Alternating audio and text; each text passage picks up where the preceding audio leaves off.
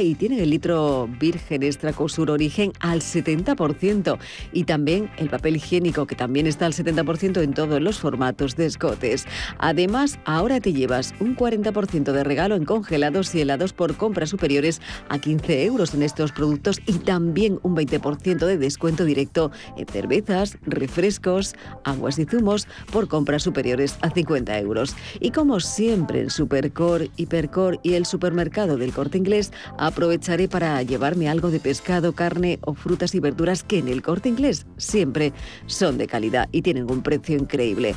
Yo lo digo siempre, ¿qué necesitas hoy? Pues hacer una buena compra en Supercor, Hipercor y en el supermercado del Corte Inglés. Buenos precios a diario y ahora además con un 70% en la segunda unidad en miles de productos. Recuerdas que puedes hacer tus compras en tienda, en la web y también en su app. Una casita con un jardincito y un garajito, con su saloncito y su terracita, con vistas a una piscinita. Admítelo, tú lo que quieres es un casoplón. Hipotecas Cuchabank. Admítelo. Cuchabank.es. Ahora es el momento de mirar hacia adelante, el momento de buscar, de encontrar. Y por eso, en la web valladolidtraspasa.es hacemos que se encuentren emprendedores que buscan con aquellos que quieren dejar su negocio. Aprovecha el proyecto Valladolid Traspasa, una acción de COE Valladolid financiada por el Ayuntamiento de Valladolid, y encuentra tu oportunidad. valladolidtraspasa.es.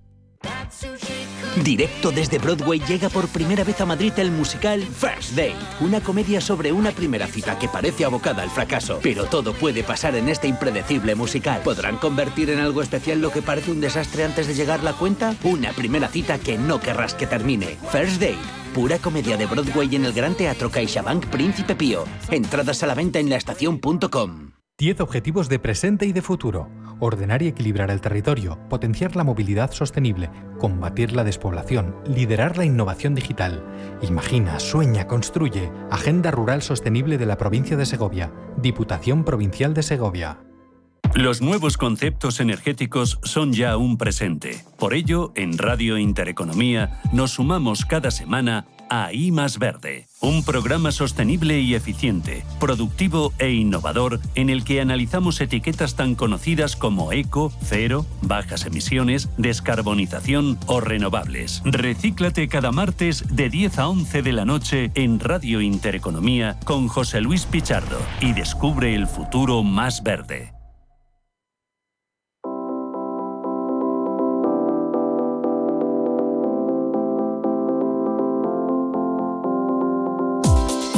En Capital Intereconomía, empresas con identidad. Sego Finance, compañía líder en inversión alternativa, patrocina este espacio.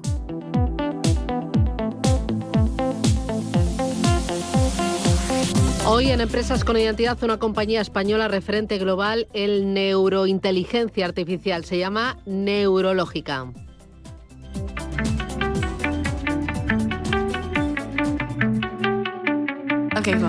Neurológica utiliza las tecnologías más avanzadas en neurociencia para estudiar y proporcionar información valiosa sobre las emociones, el comportamiento de las personas.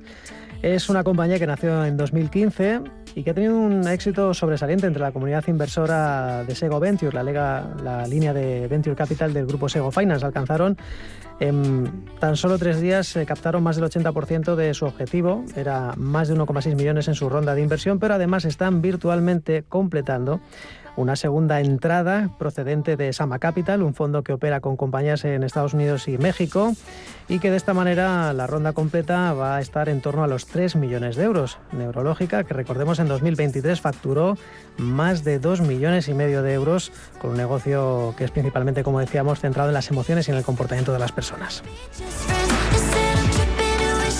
Nos acompaña Juan Graña. Juan, ¿qué tal? Buenos días. Hola, buenos días. Que es CEO de Neurológica. ¿Qué hacéis en Neurológica exactamente? Además de trabajar mucho, lo que hacemos sobre todo es investigar todo lo que es el comportamiento humano, los estados cognitivos, los estados emocionales, para poder entender mucho mejor cómo son las personas desde el punto de vista mental, por decirlo de alguna manera, y para ello utilizamos modelos de inteligencia artificial. Me acompaña Laura Pueblas. Laura, ¿qué tal? Buenos días. Buenos días. Que es responsable del Departamento de Inversores de Sego Venture. ¿Qué visteis en Neurológica? Pues todo perfecto para que nuestros inversores tengan una propuesta de inversión pues muy interesante. O sea, al final una compañía disruptiva, una compañía innovadora, una compañía ya con ratios muy interesantes a nivel económico, una compañía que ganó dinero desde el minuto 1 y sobre todo puntera, con inteligencia artificial como carta de presentación. Bueno, cuéntanos, ¿cómo empezó todo? Bueno, pues empezó hace ya unos cuantos años, no somos nuevos en el mercado, fue en el año 15, pero ya antes estábamos trabajando en una consultora de marketing estratégico, el comportamiento de los consumidores en su momento, neuromarketing, por decirlo de alguna manera, y ya utilizábamos laboratorios físicos para poder entender las reacciones de los consumidores a propuestas de las marcas, de nuestros clientes, ¿no? Así comenzó todo. Fue tan fuerte la entrada que la hija se comió a la madre y Neurológica surgió de ahí como la empresa fundada ya en el 15 para este propósito inicialmente. ¿Cómo que laboratorios físicos para comprender cómo funciona el cliente? Aunque ahora trabajamos con inteligencia artificial, la base de entrenamiento de estos modelos de inteligencia artificial se basan en todo el trabajo previo con laboratorios físicos, es decir, usábamos electrocefalogramas, eye trackers, galvanometría, electromiografía, utilizábamos facial coding, utilizábamos, un montón de tecnologías, conectábamos a las personas, a miles y miles y miles de personas que conectamos una a una este tipo de tecnologías, medíamos esas personas, sacábamos los resultados, obviamente con consentimiento informado, se les pagaba, una base de datos para un propósito concreto, es decir, todo desde el punto de vista de protección de datos, obviamente totalmente cubierto, y de ahí empezó todo. Ponme un ejemplo. Pues un ejemplo, como te decía, empezamos con neuromarketing, empezamos a trabajar con marcas muy conocidas, tanto nacionales como internacionales, las cuales nos pedían, por ejemplo, por ponerte algún ejemplo, Sí. Oye, pues quiero saber si la nueva campaña de publicidad me va a impactar más o va a impactar menos. Lo medíamos. O quiero saber si el nuevo producto que voy a lanzar con este beneficio o con esta creatividad pues va a funcionar o no me va a funcionar. Lo medíamos. O quiero saber si esta música atrae o no atrae. Exactamente. O si este color gusta más o si despierta la ira o despierta el amor. Justo. Ahí ese fue nuestro comienzo. Y de hecho nos convertimos en la primera empresa de referencia de neuromarketing. Gracias a esto, ¿no? Pero estos son los comienzos. Y luego entró la tecnología por la puerta grande. Sí, entró la inteligencia artificial, que ahora se habla mucho de ella, pero nosotros empezamos en el año 19 con los modelos, a entrenarlos. En el 19, hace ya 5 años. ¿Por qué? Pues tuvimos un problema con un cliente. Un cliente nos dijo un día, oye, un cliente que era también competencia nuestra, es decir, un instituto de investigación internacional, no voy a decir el nombre, pero éramos proveedores de ellos, entre otros. Y nos dijo un día, oye Juan, no vamos a seguir trabajando con vosotros. Y yo me quedé bastante preocupado, ¿no? Porque era un cliente interesante para nosotros. Y le pregunté cuál era la razón. Dijeron, porque vuestro modelo está muy bien, pero no se puede escalar. O sea, tenéis que ir uno a uno a medir unas personas. Y fue cuando le empezamos a dar vueltas y decir, nuestro futuro es bastante limitado, por no decir que a lo mejor tenemos los días contados, ¿no? Porque es verdad que los mercados corren cada vez más rápido, la investigación cada vez se escala más, etcétera, etcétera, y fue cuando decimos, tenemos que buscar una solución. Y la solución empezó a pensarse sobre todo en modelos de inteligencia artificial y investigación online. Y digamos, a lo más desarrollado que hemos llegado, por así decirlo, es Copérnica. ¿Y en qué consiste? ¿Cuáles son los parámetros, las métricas? ¿A qué se dedica exactamente? ¿En qué consiste esa tecnología? Porque es, digamos, la punta de lanza, aunque sé que hay más soluciones. Bueno, Copérnica es el nombre de las redes neuronales que lo que hacen mediante visión artificial o escucha del lenguaje, en ambos casos, o uno, el otro, o los dos juntos, es capaz de entender o detectar el estado de ánimo de las personas, ¿no? ¿Para qué? Pues para infinitas y transversales soluciones, ¿no? O sea, por el lenguaje entiendes el estado de ánimo O sea, por el tono de voz y por el ritmo. Es mucho más complejo que eso, hay muchos parámetros más y de hecho también es un desarrollo innovador donde también hemos tenido en cuenta el espectrograma de la voz para poder medir un poco cómo está el estado de la persona. Pero eso es una parte, o sea, la voz, pero también mediante visión artificial. Con cualquier cámara podemos entender o el sistema puede entender cómo se encuentra una persona, ¿no? En diferentes parámetros, por ejemplo, si está estresado, si está ansioso, si está feliz. Hombre, si yo está sí que cuando motivado. llamo a una persona por teléfono sí que noto si está contenta o está Correcto. con el ceño fruncido. Pero una máquina no. Nosotros lo que estamos haciendo es tecnología para que las máquinas empiecen a entender al ser humano. Claro, ¿y cómo haces que la máquina empiece a entender al ser humano? Pues la máquina va a poder ver o escuchar a la persona. En tanto en cuanto pueda hacer eso, la máquina empieza a entender y puede interactuar de una manera más empática con el ser humano. Pero ¿cómo va a entender la máquina si la máquina no piensa, ¿no? La máquina solo recopila información, analiza, sintetiza. Sí, pero vamos a decir que es un pensamiento artificial, pero existe ese pensamiento artificial. No, es al contrario, porque con todo esto detrás podemos tener soluciones increíbles en las que estamos trabajando ahora, fuera de lo que es el ámbito del neuromarketing, que también obviamente, pero estamos en soluciones para educación, estamos en soluciones para salud mental me refiero, estamos en soluciones para seguridad. Entonces, quiero decir que es tecnología que luego tiene una utilidad muy clara y muy evidente, ¿no? en diferentes ámbitos del mercado. ¿Cuándo, en qué momento les conocéis a ellos? Pues nosotros les conocemos hace unos 3 meses o así. Nos llegó la propuesta, además, de forma bastante orgánica a nuestra plataforma. No nos lo creíamos. O sea, cuando vimos la idea, el plan de negocio, vimos los números, decíamos, esto no puede ser verdad, vamos a reunirnos con ellos. Y ya conocimos a Juan, nos presentó el proyecto y vimos clarísimamente la oportunidad. Y es una suerte poder presentar proyectos así en una plataforma como SEO. Porque los números están en verde o en negro. O sea, no hay números rojos, no estáis perdiendo dinero. No, estamos ganando dinero. Lo que pasa es que nuestro problema no es el ganar dinero. Ahí no tenemos el problema. Nuestro problema que teníamos es que la demanda está superando nuestra capacidad de oferta. Es decir, que ahora mismo pues hay muchos proyectos encima de la mesa que nos están pidiendo, que nos están reclamando y no tenemos estructura real para poder poder ofrecer todo lo que nos están pidiendo. Se requiere mucha estructura e inversión en desarrollo, investigación. Ya casi todos nuestros recursos se van a investigación, pero la parte de desarrollo, la parte de productos, la parte de soluciones finales es donde es un reto para nosotros, donde necesitamos por eso fondos. Si no fuera así, posiblemente no estaríamos en esta primera ronda. Antes de centrarnos en esa ronda, claro, hemos hablado de la neurociencia o de la neurointeligencia artificial, has hablado de educación, de seguridad. ¿Puede mejorar el rendimiento empresarial o la toma de decisiones? Sin ninguna duda. A ver, nosotros aquí hay algunas de las soluciones que tenemos que pasan también por saber cómo está el estado de ánimo de las personas en el entorno laboral y la seguridad laboral también. Tenemos una solución concreta que es para riesgo laboral, ¿no? El riesgo de sufrir un accidente, un percance, etcétera, bueno, pues que tiene que ver o está relacionado directamente con el estado de la persona. La persona a lo mejor no está bien cognitivamente o está dormida, está agotada, está estresada y todo eso influye directamente en el rendimiento. Directamente, de una manera muy clara, ¿no? Entonces, como todos nosotros, nunca estamos de la misma manera todos los días, ¿no? Ni a todas horas. Y esto influye directamente en que nuestro trabajo vaya a salir mejor o no vaya a salir tan bien, ¿no?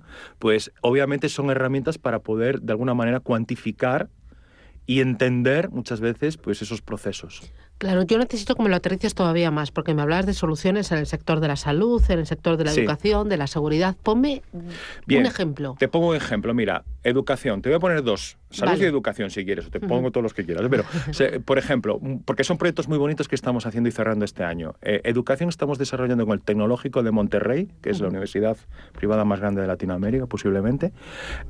Un proyecto por el cual podemos entender en tiempo real el estado en que se encuentran los alumnos en la clase desde el punto de vista de la comprensión, la motivación, la curva de aprendizaje, el interés o la frustración. ¿Y eso cómo lo mides? Lo midimos con una cámara en el aula. Es la información de esa cámara anonimiza totalmente los datos de los alumnos, agrega la información, los datos privados se preservan al 100% y esa información la tiene en tiempo real el profesor. Y entonces el profesor puede determinar realmente pues, si lo que está ocurriendo en ese momento con esos contenidos, con esa manera de dar la clase, etcétera, pues está siendo más eficiente o menos eficiente, y si están aprendiendo más o no están aprendiendo más. Podemos medir la curva de aprendizaje. Son modelos científicos basados en publicaciones científicas y los estamos trabajando directamente desde el punto de vista científico con el tecnológico, ¿no? Ponme otro ejemplo en sanidad. Venga, por ejemplo, con la Universidad de Valladolid estamos trabajando en un modelo para poder detectar de modo precoz el riesgo de sufrir un ictus. Lo estamos haciendo con ellos, con el Departamento de Neurología de la Universidad de Valladolid. También está muy avanzado. Creemos que este año ya estará listo el modelo para luego poderlo comercializar. Pero es otra cosa que, por ejemplo, también pues, está basado en la tecnología de Copérnica. Y ahora llega el momento del gran salto para el cual habéis cerrado esta ronda, porque entiendo que la intención es consolidar aún más Estados Unidos, porque ya estáis presentes en Estados Unidos. Sí, estamos arrancando, sí. Sí, estamos arrancando en Estados Unidos, estamos en Latinoamérica, estamos en Europa, obviamente. Y el tema está en que, bueno, pues está dando la oportunidad muy grande. Actualmente parece ser que en el futuro inmediato los modelos de inteligencia artificial van a pasar mucho con lo que se llama el Human Centered AI, es decir, tecnología de inteligencia artificial centrada en el ser humano. Y nosotros ahí estamos, digamos, en la parrilla de salida adelante, ¿no? Vamos a decirlo así, ¿no? Y esto hace que el mercado norteamericano sea muy receptivo a todo esto y la oportunidad muy grande. Aparte que estamos hablando de un mercado infinito que no se puede comparar con el mercado actual que estamos trabajando aquí, ¿no? Ahí la ronda de financiación voló. O sea, fue un absoluto éxito. Nada, o sea, es que en muy poquito tiempo levantamos casi 1.700.000 euros. Y la verdad es que nuestros clientes pudieron entrar a valoraciones de 15 millones de euros y ahora ya estamos pues cerrando los flecos para que ya tengan toda la información, la documentación y la ronda está ya cerrada. Y fue fácil porque lo de la inteligencia artificial no da cierto recelo, porque habrá muchos que piensen, esto a lo mejor hay mucho humo y poca chicha. Pues había que explicar el proyecto, porque además es lo que yo decía mucho a los inversores, ¿no? No es un proyecto de inteligencia artificial al uso. O sea, estamos invirtiendo en neurointeligencia artificial, con un enfoque para mejorar la calidad de vida de las personas. Entonces, cuando explicabas que vamos hacia la revolución de la inteligencia artificial, ahí ya el cliente le gustaba mucho la historia, la verdad, le gustaba mucho el proyecto. ¿A partir de ahora qué? A partir de ahora, crecer y expandirnos. Por un lado, seguir mejorando el modelo. Por el otro, poder dar demanda o cubrir la demanda que tenemos de los actuales y potenciales clientes nuevos, que para eso necesitamos también los fondos. Y tercero, la expansión por Estados Unidos, que es el punto más crítico. Por aquí nos acompaña en la primera ronda Sama Capital también, que se encargará de acompañarnos y ayudarnos en la expansión en todo esto, ¿no? ¿Habrá más rondas? ¿Habrá más rondas? Pues no, me dices que los clientes te salen casi por debajo de las piedras, ¿no? Que cada vez proyectos más ambiciosos. No sé si... Hombre, debajo de las piedras no, hay que trabajar un poco, ¿no? Pero sí que es verdad que estamos teniendo un mercado muy caliente ahora mismo con todo esto. Habrá más rondas, no quedará más remedio. Estados Unidos va a ser, digamos, la punta de lanza. Sí. El objetivo es que sea el primer mercado, pero ¿actualmente el primer mercado es España o Estados Unidos?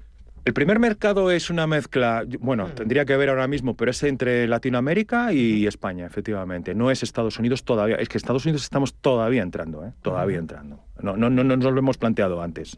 Y tope 12 meses, ¿es posible que pase este proyecto de universidades en fase de estudio a entidades, a empresas, a la gente? Antes de 12 meses. Sí, la previsión es que de estos dos proyectos que os he comentado antes de que termine el año, noviembre, diciembre, los dos los tengamos preparados ya para la comercialización. Bueno, habrá que hacer pruebas, versiones en beta, a lo mejor hay que corregir algunas cosas, pero échale 3 meses más. Claro, ¿aquí cómo os veis dentro de 2 años? O sea, más tiempo me da miedo algunos decirlo. Nos dicen cómo nos ven. Yo soy más conservador. ¿Y qué os dicen? ¿Cómo les veis dentro de 2 años? Pues le vemos con un potencial brutal, o sea, es que el mercado ya nos lo está diciendo. Conclusión, en 2 años esperemos que esté Estados Unidos a tope ya y que esos niveles de facturación y esos ingresos de explotación, que fue lo que también uno de los datos que nos gustó de la compañía en la fase en la que están, pues se sigan disparando y siga esa escalabilidad y esa exponencialidad de la compañía. ¿Y tú cómo te ves? Nos ven yo me veo también como una compañía más grande. Obviamente, un crecimiento exponencial, porque lo estamos notando ahora, lo estamos notando en nuestras carnes ahora mismo, ¿no? La demanda grande que hay y cómo tenemos el potencial de subir, aunque no tengamos todavía las posibilidades por estructura, pero dentro de 2 años también nos están viendo como una compañía que puede ser fuerte y competir con las más grandes de las Big Tech de Estados Unidos. ¿Cómo ves a la inteligencia artificial en 2 años? Es que esto no ha hecho más que comenzar. Es que estamos ¿de en qué el va a ser capaz principio del en principio. lo que es vuestro terreno? ¿De qué va a ser capaz? La inteligencia artificial, nuestro objetivo final, nuestra visión, y creo que ya lo estamos consiguiendo, pero dentro de 2 años va a ser más todavía, que sean modelos que puedan interactuar con el ser humano de una manera cada vez más empática y natural.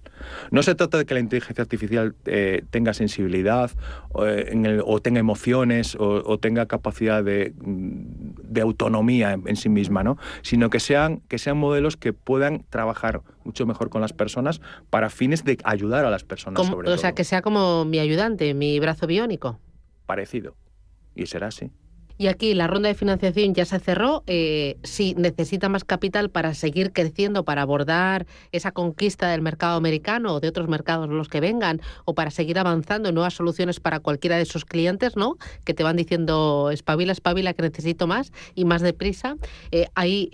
¿Estáis abiertos a iniciar nuevas rondas de financiación? Por supuesto que sí. No sería la primera, de hecho. O sea que, contaríamos perfectamente con esa posibilidad y seguro que tenemos un montón de inversores que estarían interesados. ¿Y apetito sí que hay? Apetito seguro que hay, sí, sí. ¿Una más? Sí, yo es que me he quedado con la duda, Juan. Es que estoy flipando. Con mucha duda. Me he quedado con la duda. Estoy en el futuro ya. De esos, cientos de músculos de la cara, de movimientos que captan las cámaras, ¿es posible saber si una persona está mintiendo? ¿O es un paso que de momento estamos centrados en la inteligencia artificial? atención? ¿Sí que lo puedes saber o no?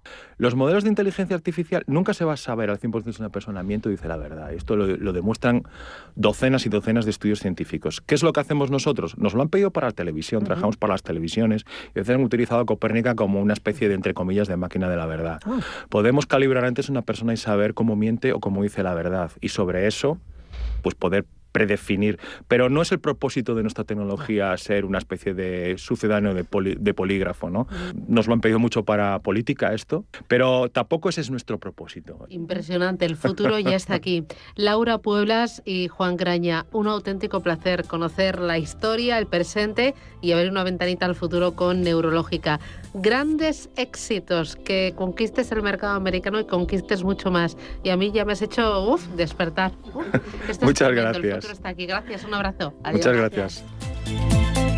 Sego Finance, compañía líder en inversión alternativa, ha patrocinado este espacio. ¿Nuevo invirtiendo en bolsa o ya eres todo un experto? Lo mejor en cualquier caso es hacerlo con XTB, tu broker. Compra acciones y ETFs de cualquier mercado y sin comisiones hasta 100.000 euros al mes. Accede además a la mejor formación en español. Entra en xtb.com, la inversión pensada para todos. A partir de 100.000 euros al mes, comisión del 0,2%, mínimo 10 euros. Invertir implica riesgos. En la Universidad de Valladolid creamos futuro desde el siglo XIII, con 24 facultades, 70 titulaciones, 180 grupos de investigación, con un servicio de relaciones internacionales de referencia en contacto con más de 2.000 empresas y fomentando el emprendimiento. La Universidad de Valladolid te lo pone al alcance. Atrapa tu futuro. Estudia en la UVA.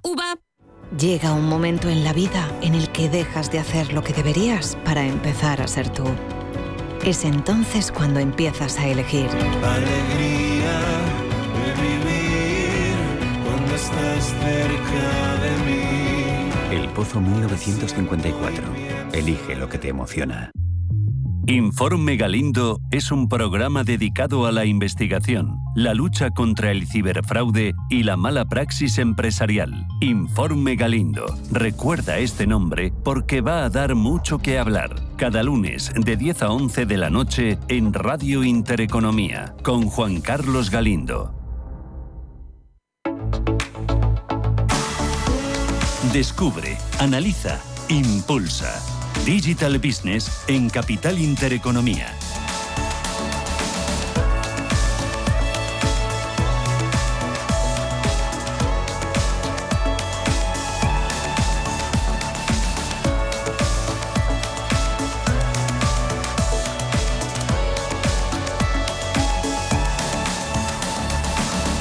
9:30 de la mañana, 10:30 en Canarias. Hoy en Digital Business hacemos un programa especial donde vamos a poner el foco en los datos y en los centros de datos. ¿Por qué? Porque en los 2 últimos años nuestro país se ha convertido en una de las principales regiones de datos privadas de Europa. España y Madrid son un auténtico hub para crecer en este segmento del inmobiliario y en este segmento también de la tecnología. Esto supone atracción de capital, esto supone talento cualificado y supone una oportunidad muy interesante pues para muchos inversores que quieren apostar por el real estate y también para muchas empresas que ven aquí una oportunidad de crecimiento y de promoción. Hoy hacemos un especial hasta las 12 menos 5 de la mañana sobre los data centers, explicando un poco cuáles son sus características, cuáles son los más representativos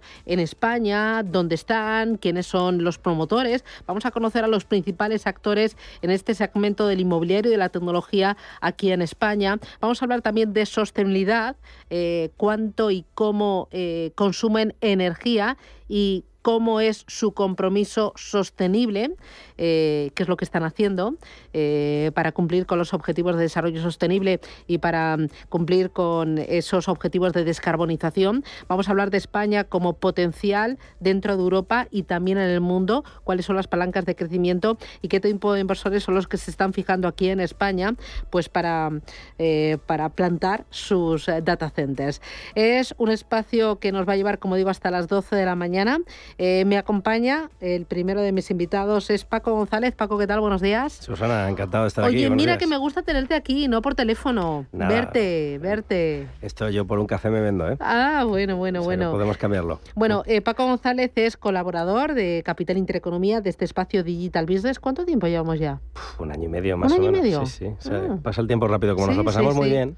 Va volando. Hombre, claro. Que es CEO en Core Capital y CEO también en Keta Data Centers, que esta es tu última joyita, que es la que te quita más horas de día y alguna hora de sueño también. Sí, como dice mi señora, ¿no? Me quita las 8 horas del día y alguna de la noche y lo que me queda lo utilizo en Core Capital. Bueno, de un momento a otro se van a sentar en esta mesa de trabajo Manuel Jiménez, que es director ejecutivo en la Asociación de Data Centers de España, y también Ignacio Azorín, que es director general de Estrategia Digital de la Comunidad de Madrid, porque la Comunidad de Madrid se está convirtiendo en un auténtico hub para los data centers. Primero, Paco González, ¿cuántos meses hace que anunciaste la puesta en marcha de Keta Data Centers? Pues mira, esto lo anunciamos, además fue aquí en febrero, si recuerdas, hace ya unos mesecitos. Pero estuvimos trabajando bajo el radar un poquito más, desde el año 2020, o sea que hazte una idea, ¿no? Y cuéntame, ¿qué es Keta Data Centers? Pues mira, Keta Data Centers es una plataforma compuesta por 6 data centers, 3 de ellos van a estar en la Comunidad de Madrid, decías tú que es el foco, y efectivamente así es, y 3 van a estar en otros sitios de la península ibérica, en Lisboa y en Barcelona seguro, y luego hay varios candidatos en ciudades como Málaga, Valencia. Estamos considerando diferentes opciones. Entonces es una red ecosostenible, que este es un punto importante, de data centers. Y esto en este sector, que mezcla un poquito de todo, significa consumir la mínima energía posible, es decir, la energía que necesitan los equipos y la mínima para refrigerar, ¿no? Y es bastante interesante el proyecto porque aúna muchísimas tecnologías para conseguir este objetivo, Susana. Complejísimas, vamos, ahora cuando vengan el resto de los compañeros comentaremos, pero es un sector apasionante. Me dices que el objetivo es construir 3 data centers en la Comunidad de Madrid. ¿Habéis puesto la pica en el primero? En el primero, que está en Tres Cantos, eso está ya en construcción. ¿Cómo es? ¿Cómo va a ser? Muy grande, no, ahora en serio. Evidentemente son edificios muy grandes porque lo que tratamos es de abonar el máximo de recursos posibles para reducir los consumos absolutos. Entonces, nuestro data center en Tres Cantos es un campus que tiene 2 fases. Estamos construyendo la primera de ellas, que son de 10 megavatios. Se consideran data centers intermedios, pese a que son edificios grandes. 10 megavatios a lo mejor es un edificio pues de unos 8.000 metros cuadrados, para que nos hagamos una idea, ¿no? Claro, esto es como los centros logísticos, que sí. Hay XL, L y XXL. M y S, ¿no? Y si el nuestro sería M, sería un modelo de centros de datos intermedio, lo que llamamos middle edge, que están cerca del eje, es decir, del borde donde los usuarios reciben servicio. Y bueno, pues es un negocio muy interesante, porque sobre todo queremos targetear a proveedores de contenido. ¿Qué pasa? Que con el boom de la inteligencia artificial, pues a todos nos ha cambiado el paso. y nos hemos tenido que adaptar. De repente se consume más potencia, todo se hace más rápido y además hay muchísimo interés en la península ibérica por varios factores de los que iremos hablando, ¿no? Pero es muy interesante. ¿Cómo son los data centers? Yo me lo imagino un montón de bloques llenos de ordenadores, de cables y desprendiendo mucho calor. ¿Cómo son? Pues son así, parecidos. Parece que te has metido en Matrix. Tú entras en el edificio, normalmente pues tienes las típicas entradas que son muy, muy bonitas y hay un espacio a partir del cual, lo notas porque hay muchísimas medidas de seguridad para su acceso, pues son espacios IT, espacios donde lo que tenemos son grandes salas con unos armarios enormes que están llenos de servidores que no son ordenadores como los que tenemos en casa, sino que son parecidos como una tableta mucho más grande, ¿no? Imagínate una tableta de 4 pulgadas y aproximadamente de 60 centímetros de largo. Eso se llaman servidores de hoja. Entonces se ponen uno encima de otro en estos armarios, todos, y se llena. Entonces efectivamente generan mucho calor y utilizamos diferentes técnicas y tecnologías para refrigerar de la forma más eficiente posible, ¿no? Intentando reducir, como te decía, ese factor de consumo, que llamamos PUE, que hemos hablado de él muchas veces, ¿no? De cuánta energía consumimos en refrigerar es lo que determina que tengamos un PUE más bajo. ¿Generan también mucho ruido? Cuando estás en una sala técnica más de 3 horas, no es un ruido como el de un avión, es un ruido de fondo, no es tan alto, pero acabas con el zumbido del porque bueno, sí se nota la vibración, son muchos graves. Tienes que hablar un poquito más alto, eso sí es verdad. Bueno, me acompaña Ignacio Zorín, que se acaba de sentar, que es director general de Estrategia Digital de la Comunidad de Madrid. Estábamos comentando con Paco González cómo son los data centers, porque qué data centers, que es ese vehículo que él está mimando y haciendo crecer, tiene el objetivo de construir 3 data centers en la Comunidad de Madrid. Uno ya está en marcha, el de Tres Cantos. Hay otros 2 que me ha prometido yo ser la primera en saber dónde va a estar situado el segundo de la Comunidad de Madrid, otro en Lisboa y otro en Barcelona. Aquí la Comunidad de Madrid está siendo un auténtico hub para construir data centers. Ahora que está de moda, la Comunidad de Madrid en esta materia va como un cohete, efectivamente. Además de verdad, ¿eh? Concentramos el 80% de los centros de datos de la región y esperamos seguir aunando y atrayendo a empresas y a proyectos como el de Queta para que se sigan instalando en la región. ¿Por qué Madrid es un sitio ideal para que grandes promotoras construyan los data centers? Bueno, lo primero de todo porque tienes a la presidenta Isabel Díaz Ayuso diciendo, por favor, tienes las puertas abiertas, ven. Entonces esa ayuda de la administración siempre viene bien, ¿no? Hablamos siempre de la necesidad de latencias bajas. Entonces, Madrid es un gran punto, digamos, de interconexión de los cables submarinos que te vienen de América, de los que te vienen de África, y desde ahí, pues bueno, pues ya somos un gran nodo de conexión con el resto de Europa, ¿no? Entonces, son latencias bajas, es decir, tiempos de respuesta muy bajitos, ¿no? Eso por un lado. Luego también tiene la parte de la rentabilidad, digamos, del suelo. Tener un suelo en Madrid no es lo mismo que tenerlo en Soria. Entonces, y ahora voy a por qué digo Soria, disculpadme. Entonces, esa rentabilidad también ayuda a los inversores a que les apetezca más Madrid, ¿no? Porque es un activo que aprecia en valor. Y luego, como decía, tienes el impulso de la administración. Nosotros tenemos la oficina de impulso a los centros de datos, que básicamente su único objetivo es, ayudar a las empresas que muchas veces tienen que navegar el mare magnum de la administración, hacerles la vida fácil. Y eso lo que estamos haciendo es coger de la mano a los proyectos de centros de datos, que ya son proyectos súper gordos y muy sólidos, y decir, tienes un problema aquí, te ayudamos. Y entonces ahí ya, por terminar un poco la fase promo, se puso en marcha lo que es la aceleradora de inversiones. Entonces aquí lo que hacemos es, cogemos por un lado el proyecto empresarial, por otro lado al municipio donde se va a instalar y a la Comunidad de Madrid para que los trámites que tengan que ver con en este caso, instalación de un centro de datos, se reduzcan a la mitad. Claro, vosotros en Queta Data Centers la previsión es hacer 5 ¿en cuánto tiempo? ¿En cuántos años? Queremos hacer 6. No sabemos, la sexta ubicación no está decidida entre varias ciudades, pero queremos hacerlo en 2 años y medio. Ese es el reto, desde cero. 3 años en la Comunidad de Madrid. ¿Por qué la Comunidad de Madrid? Bueno, lo ha comentado muy bien Nacho. Al final, el punto de la latencia es muy importante, es decir, es el tiempo que tarda un paquete de datos en ir y volver, cosa que hacemos constantemente cuando navegamos, sobre todo con el móvil. Entonces pensamos que Madrid reúne unas condiciones ideales por acceso a la fibra, cables internacionales e implantación del sector, además de unas características muy buenas en otros ámbitos. Una cosa que no hemos comentado, pero que comentas, que la situación geográfica de Madrid es perfecta, pero no solo en España, sino en el mundo, ¿no? Llegas a 4 continentes con velocidades muy bajas. Entonces nos parecía un lugar estratégico, y además a través de Madrid podemos crecer a otros sitios, en el que también podíamos conseguir acceso a energía renovable. Esto es muy importante. Con lo cual, la verdad que nos parece un sitio perfecto e ideal para tener pues nuestra base principal. Me encanta que vayas completando la respuesta de las cosas que me he dejado en el tintero. Claro, bueno, estáis coordinados. Oye, lo del acceso a energía renovable, cuéntame qué aporta la Comunidad de Madrid y por qué es tan importante para los data centers. Claro, a ver, los centros de datos siempre se les asocia con ese consumo alto de potencia, ¿no? Entonces, ahora la industria, por lo general, tiene un gran desafío que es la reducción de su huella de carbono, sobre todo cuando hablamos del Scope 3 de las empresas, ¿no?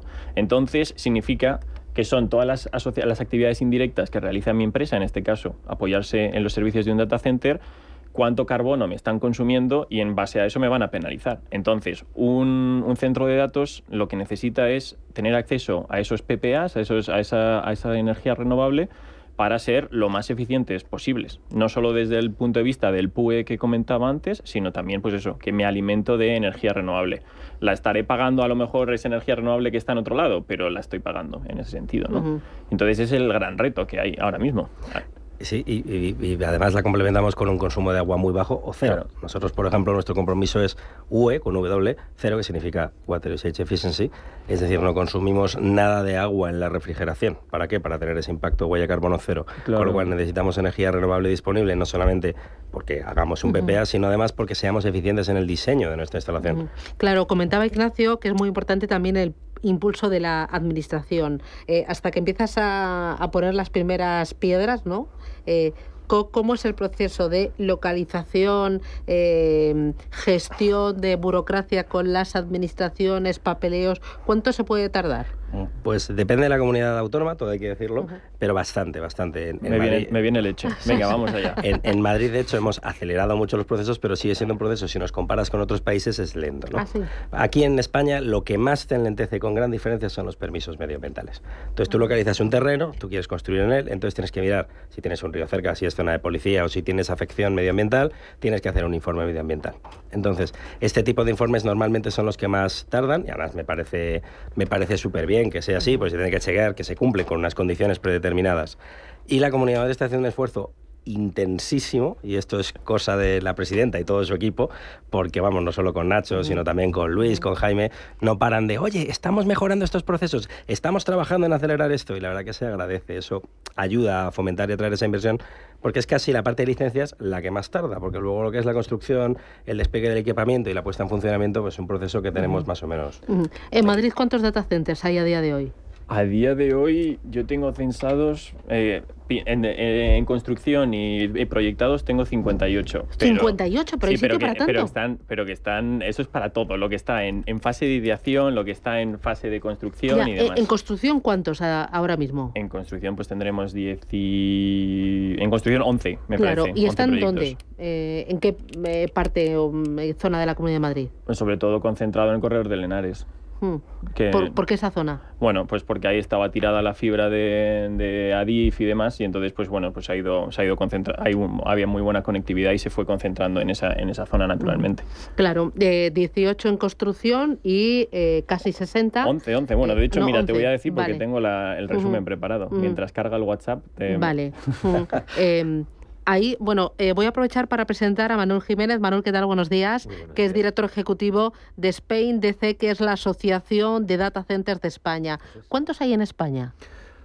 La definición de data center es un poco ambigua, porque están tanto los data centers, los llamados corporativos, que son los que las empresas venían desarrollando, utilizando para sí mismos, ¿no? Pues bancos, aseguradoras, incluso algunas entidades del sector público. Luego están los llamados data centers de colocation, ¿no? Que son aquellos en los que todas las empresas pueden situar sus servidores y que son los verdaderos centros de interconexión, ¿no? Muchos de ellos tienen un tamaño reducido, una capacidad reducida. Entonces, no llegan a ser centros de datos, son más salas técnicas que otra cosa, ¿no? Pero en su conjunto, y por fijar el umbral de la Directiva de Eficiencia Energética, que son 500 kilovatios, hay en torno a un centenar de centros de datos en España. ¿Tienes el dato en Madrid? Sí, 11 proyectos en construcción, ahora 11 en construcción y 11 en proyecto. Y luego existen en funcionamiento 28 grandes centros de datos, 28. Que son los que suman ahora 171 megavatios de potencia instalada. Claro, ¿y esto ha sido un auténtico furor en los 2-3 últimos años? Bueno, es una industria que ha permanecido más o menos con un crecimiento muy, muy lineal desde el comienzo del desarrollo de Internet. Al final, el 95% de todas las comunicaciones digitales no son vía satélite, sino vía centros de datos. Entonces, vemos un crecimiento desde primeros de los 2000, cuando se desarrollan los primeros centros de datos en España, en el polígono de las Mercedes, en Alcobendas, en Alcalá, en Julián Camarillo, hasta 2017, 18, 19, y con la pandemia las comunicaciones digitales para todo lo que hacemos en la vida cobra una nueva dimensión. Ahora todos tenemos nuestra información, nuestras fotos, la información de la empresa, el correo electrónico, todo está en la nube. Y además de Madrid, ¿en qué otras comunidades autónomas son hubs o son lugares idóneos por la ubicación, la colaboración con la administración? ¿Dónde más es muy buen punto, Susana. El principal centro de interconexión y de hiperconectividad en España es Madrid, es la Comunidad de Madrid, por muchísimas razones, porque es donde está la actividad económica, porque es donde se han instalado centros de datos desde hace 20 años, porque es donde está la fibra. Entonces, es a partir de la transformación de los centros de datos donde la capacidad se hace muy superior. Hay otras necesidades, el entrenamiento de modelos de inteligencia artificial no tiene la necesidad de estar tan cerca de la hiperconectividad, de las interconexiones como es la Comunidad de Madrid. Hay que tener una administración ágil, que lo decías, que no sucede en todas las administraciones, hay que tener disponibilidad de suelo y de capacidad de potencia eléctrica. Ten en cuenta que los centros de datos en España consumen 100% energía renovable. Ahí también gracias al desarrollo de algunas canalizaciones de fibra que llegan a los puntos de amarre de los cables en el País Vasco, en Cataluña, poco a poco hacia Valencia, ese triángulo que va desde el País Vasco hasta Cataluña y conectando con Madrid, que tiene un poco en su centro también a Aragón y a Zaragoza, ha despuntado, siempre lo digo, por la proactividad y la capacidad de dar resultados de los gobiernos regionales aragoneses de ambos signos políticos, pues ha pasado a estar entre los puntos que pueden ser. Pero sin lugar a dudas, el secreto de que España siga creciendo y desarrollándose con proyección hacia el resto del mundo es la Comunidad de Madrid. Es decir, la Comunidad de Madrid no compite con otras regiones de España. Te lo he puesto en bandeja, no le he prometido ninguna cerveza, vamos. O sea, que de ni hecho... aperitivo ni nada, ¿no? Gracias. Bueno. No, efectivamente, yo creo que lo que sí que tenemos que mejorar, y es en lo que estamos trabajando, es en la predictibilidad, para que las empresas, pues oye, puedan ajustar sus inversiones y su flujo. A la empresa lo que no le gusta, que nos lo dice siempre, es, oye, vale, que yo quiero instalarme entre 18 y 24 meses, vale, perfecto, pero lo que no quiero es que me des sorpresas. O sea, no quiero, porque los tiempos de cuando ya empiezas la construcción, te lo sabes de memoria, eso lo haces con los ojos cerrados, pero todo lo que te viene de antes, no sabes. Y entonces eso es lo que estamos trabajando, ¿no? Para dar esa predictibilidad. Y yo creo que la aceleradora de inversiones que comentábamos es un buen ejemplo. ¿Qué es lo que aporta un data center a la comunidad por parte de empleo, de inversión? Pues mira, de inversión, números de este caballero. A nivel nacional, ¿cuánto empleo genera el sector de los data centers? Hace en torno a una semana publicamos el informe de impacto de los data centers en la economía española en 2022. Más de 400.000 personas en España trabajan gracias a los data centers en el año 2022. Y entiendo que es empleo cualificado. Claro, y de alto valor añadido y de larga duración y empleo en toda España. A veces, desde un punto de vista poco informado, por no decir ignorante, se afirma que los centros de datos no generan empleo. Pero en realidad, en la cadena de valor del centro de datos están empresas, y no me las invento porque no tengo tanta imaginación, de Avilés, en Asturias, de la Comunidad Valenciana, de Toledo, de Cuenca, de Alicante, por supuesto de Cataluña, de la Comunidad de Madrid, de Andalucía, de donde yo soy. Todas esas empresas trabajan para los centros de datos, y si los centros de datos no se desarrollan en los lugares en los que son competitivos, esas empresas no generarían empleo. Y luego inversión también.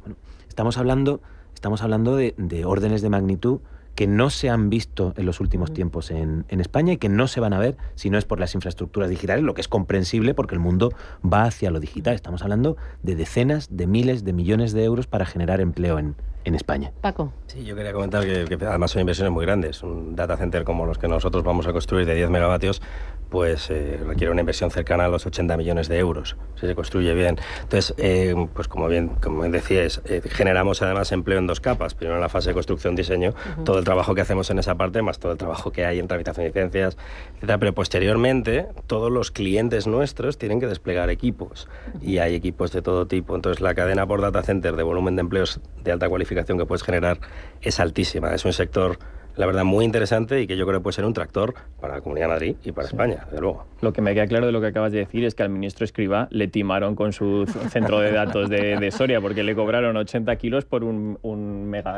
y medio, Pero, vamos. Ahí habría que ver si lo tienen timado o no, porque tenía esta discusión con la ministra. Le han timado, ministro, le han timado. ¿Aquí en Madrid habéis calculado cuánto empleo genera? Mira, de previsión hasta 2026, con los números de Spain DC, estábamos hablando de... Solo Madrid, ¿no? Sí, de la Comunidad de Madrid. Sí. Inversión directa de 6.120 millones de euros a 2026 e inversión indirecta de 10.210 millones de euros.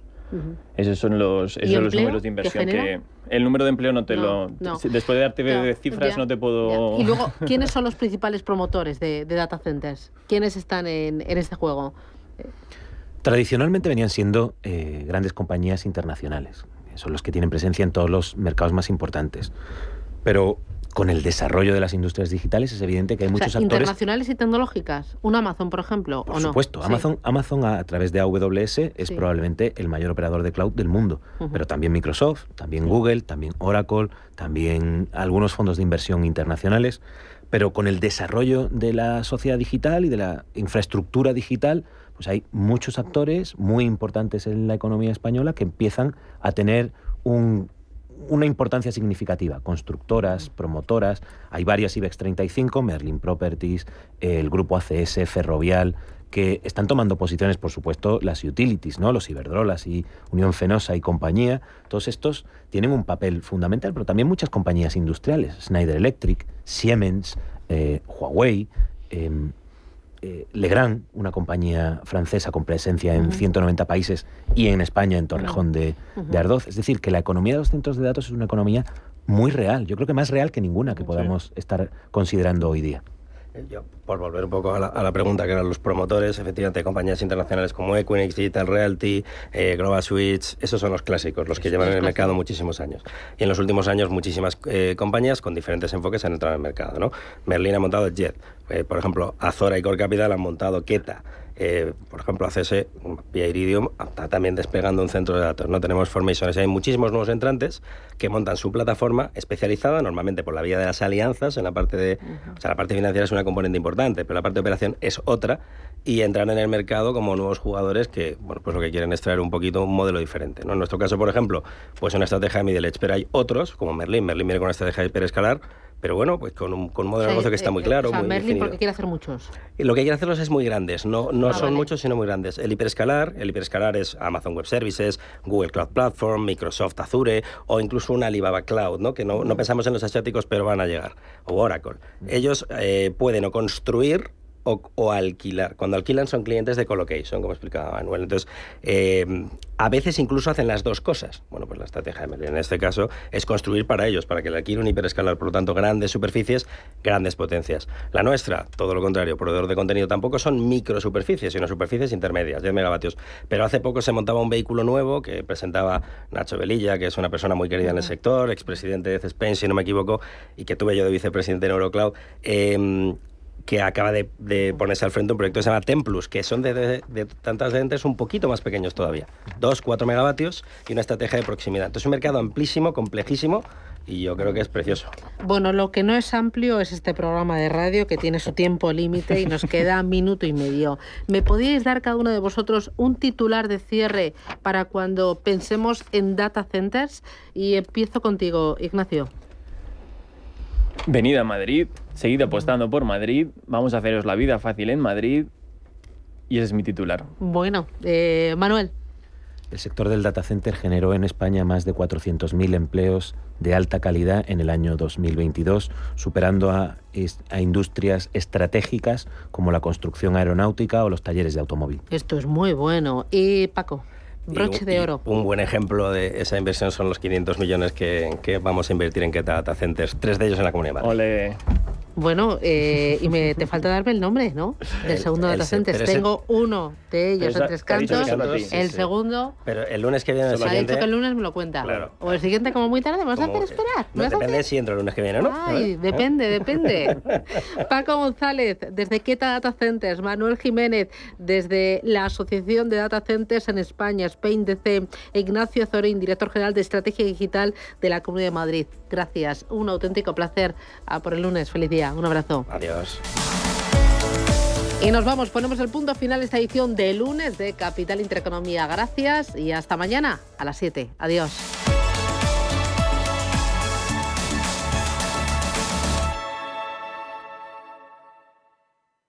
La vida está cambiando y la economía también. ¿Has escuchado términos como Bitcoin, Ethereum, NFTs, Web3 y aún no sabes bien qué significan? En My Economy te lo explicamos. De lunes a viernes de 2 a 3 de la tarde con Pedro Fontaneda en Radio Intereconomía.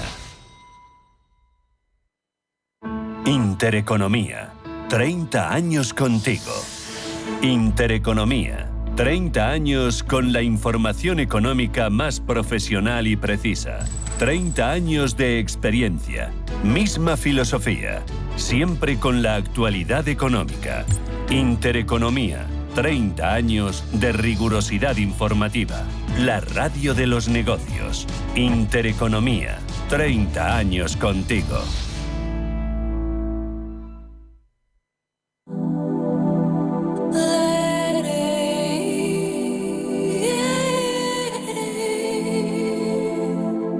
Ruta 42. Los sábados a las 8 de la tarde en Radio Intereconomía. Un viaje infinito por las grandes músicas.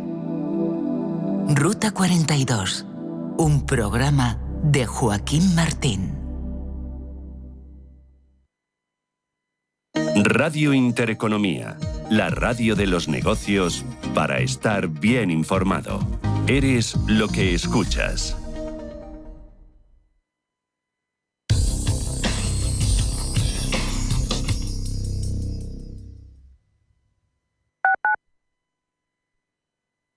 ¿Conoces Banco Big? Somos tu banco de inversión y ahorro. Pero no solo eso, somos tu plataforma de brokeraje con todo tipo de productos, acciones, bonos, ETFs, fondos, futuros y además contamos con una demo técnica con 100.000 euros ficticios para que puedas aplicar todos tus conocimientos sobre el trading. Banco Big. Nos mueven tus valores. Debes saber que toda inversión conlleva el riesgo de pérdida de capital.